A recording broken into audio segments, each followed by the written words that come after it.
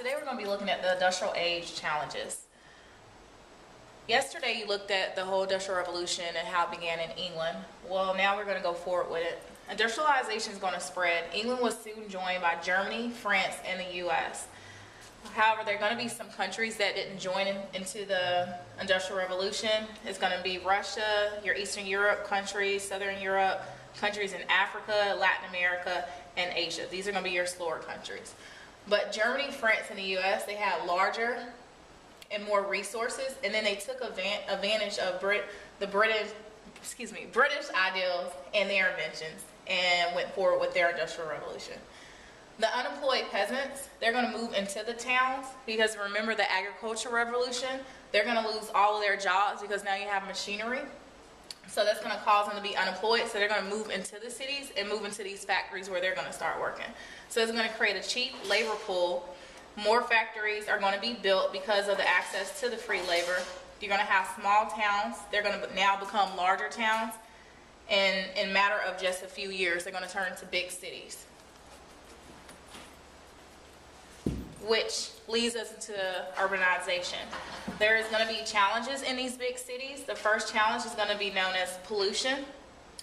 And it's basically what happens is going to be mass-produced goods were cheap and disposable, meaning that you can throw them away, leading to more trash. The coal is going to cause air pollution because of burning of it, and then lack of sanitary sewers is going to pollute the lakes and rivers, which is going to lead to the water problem down here.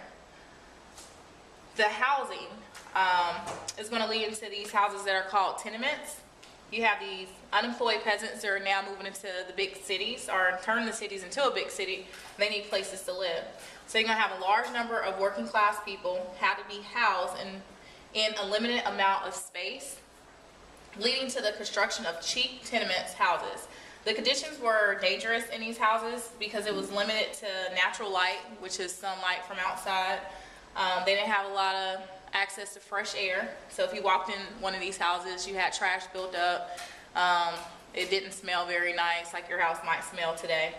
The bathroom facilities were run down, and then it didn't have any like emergency exits. So if a fire took place in these houses, more than likely some people may die because they didn't build exits in these tenements.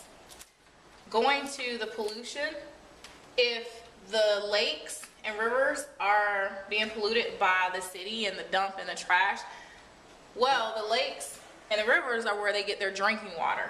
So they get their water from drinking, for cooking, for bathing, all came from these polluted lakes and rivers, which, if you think about it, is going to lead into diseases because it's not sanitary.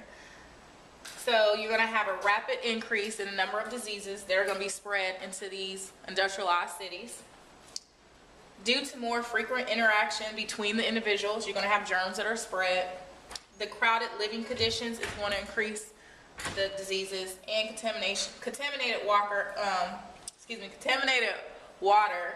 and poor working conditions is going to lead to an increased number of diseases. One of the diseases that was common during this time period is called dysentery. It was very popular during the slavery time. It's not a nice disease to treat. It's basically running blood up the anus, so you have blood coming out, and that's dysentery. That's one of the popular diseases also during the Industrial Revolution. Fire. Most of the buildings during this time were built out of wood, which wood burns instead of stone. And there are also no building codes. If you look at Durant, we have building codes that make sure that you guys are safe, that the teachers are safe, that we're able to get out, that if a fire takes place, we know where to go. That's why we have the drills. Well, they didn't have that during this time. And they were not enforced.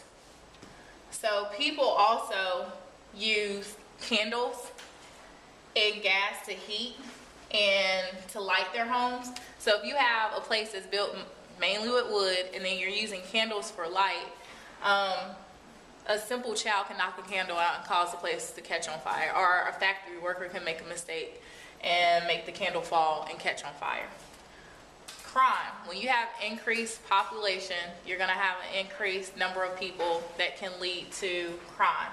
So before the cities, these small towns that depended on the citizens to monitor individuals' behavior, I guess like neighborhood watch. But they couldn't do that anymore because the cities are getting bigger. So they were forced to develop professional police forces because the number of crime punishable by death is going to decrease. So you're going to see an increase for the need of prisons because now they're just not killing people for every single crime that is committed. They are going to actually start imprisoning people. So now the prison population is also going to go up. So we go from these small towns to these big cities. So this is your urban transformations. Streets are going to become wider and straighter, and they're going to be paved, which you guys are used to driving on those now. City blocks are going to be created. So if you go down to like downtown DC, downtown Raleigh, how you have one-way streets, those are city blocks. Gas and electric lighting is going to be seen. So people are going to stop using candles, and now they're going to have gas and electric lighting. And then you're going to have taller buildings because of the different metals that are now being created that's going to help build skyscrapers. Now, we already started talking about the factory working conditions when we're working on our DBQ, but just to familiarize you with it again, the workers perform the same job hour after hour, day after day. So just imagine sitting in a factory 12 to 16 hours, putting like a button on a teddy bear. That was your only job for the whole entire day. That's what you did. And you only had one 40-minute lunch break. This was not a happy time if you were an employee or a peasant. You basically, sometimes you will make mistakes, and that's when people would get one of their limbs cut off, or they just wasn't paying attention because they would get bored, or that's when they would get whipped by the factory owners to make sure that they stayed up to do their work. They dealt with dangerous machinery with no safety precautions. A lot of them got lung diseases from the coal. There was loss of limbs, like your fingers, your arms. And if you were unable to work because of the different things that could happen to you, they just fired you. You wouldn't be able to work at the factory anymore. So they really didn't care about their employees. As far as public education goes, school was used as a means to train future factory workers. So they taught them reading, writing, and math. It says 3 R's. Writing and math is another word that begins with R. They would teach punctuality to make sure they were on time in their class, like to their classes, like we try to do to you guys. So we always tell y'all to get to class on time because we're trying to prepare you for the real world. Well, they would do that as far as in these schools, prepare them to be on time in the factories by ringing the bells to change stations. That would teach them, hey, you need to be on time in school. So by the time they got a factory job, they would know that they would have to be on time at their factory job. And they also taught them self-discipline, because you're going to need that working in a factory. If you work from 12 to 16 hours a day shifts, you're going to need some self-discipline to keep you alert, keep you awake, and to keep you attentive to your job that you're doing for that amount of time. All right, child labor. We read 2 primary sources on the child labor, so we already know that it wasn't a wonderful time period for children that worked in these factories.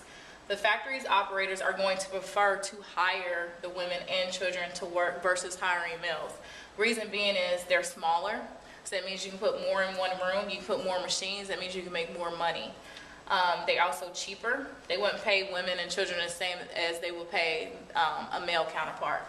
They were easy to intimidate with violence, and they preferred orphans if they were going to use a child, because orphans didn't have anybody that cared about them or that would look for them if they died from a factory injury.